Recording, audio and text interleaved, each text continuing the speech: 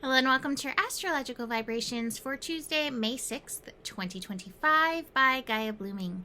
I am Mimi and our energy mantra for today is I am connected to the earth.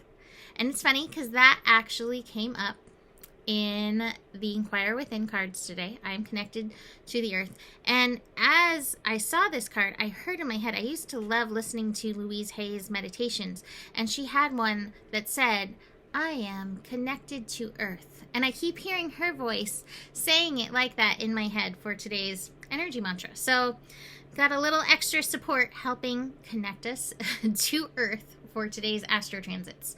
So today we have that Mercury Chiron conjunction happening. So this isn't happening till later in the evening. But I think this is one that we're going to be feeling all day. And this one may bring some of our wounds up to the surface for healing. Now, it's interesting what it's connecting into in tandem with is a Venus-Pluto transit. And we have Venus currently moving through the sign of Aries and Pluto moving through Aquarius. And I feel like one of the main messages of Pluto and Aquarius is helping us learn to love our zany,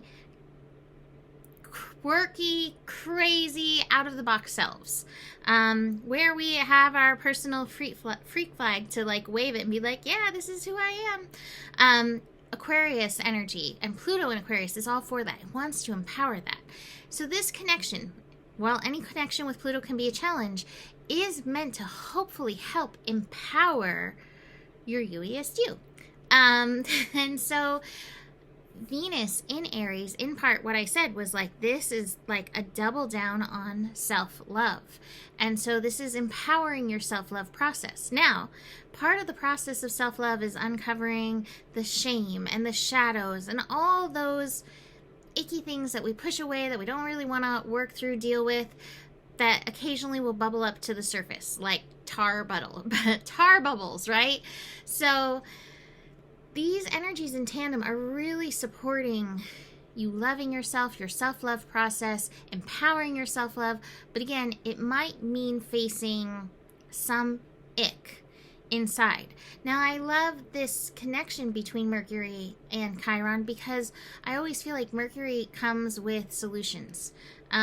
Being a very mercurial person, chart-wise, my soul, my astro, is always coming up with solutions. My mind, always coming up with solutions.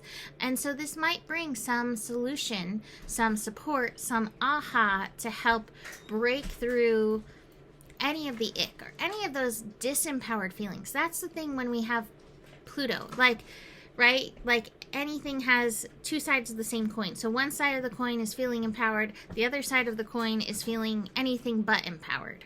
And so you may have to feel that in order to empower your UESD. Now we also have the sun and the moon working in a trine today as well.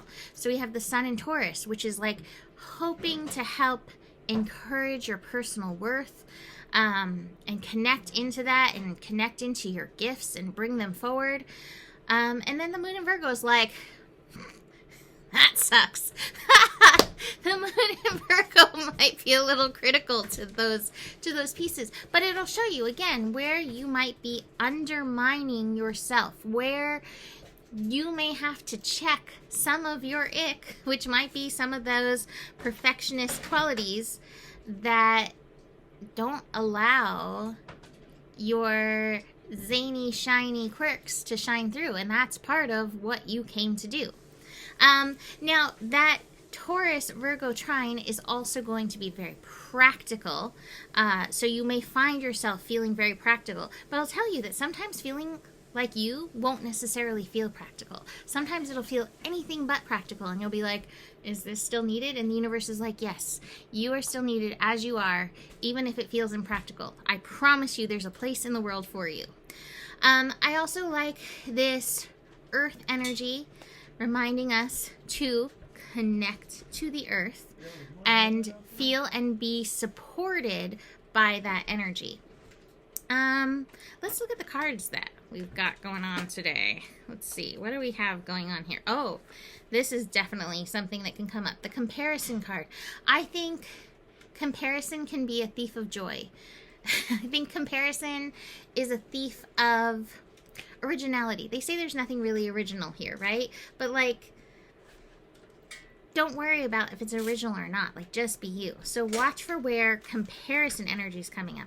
We've also got some inner child energy showing up and coming up in this. And I think that's where a lot of these wounds can originate when we're told who and how we should be. But the universe is like, courage, dear heart. Take heart. Be courageous in your quest of you-iness. Two last cards. The Dream and New Vision. And,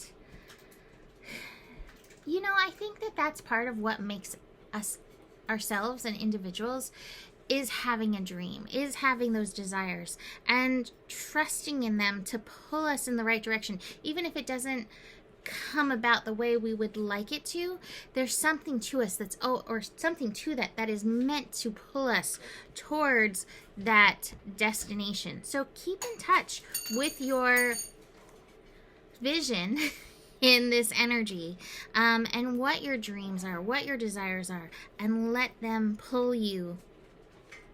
Let them keep pulling you.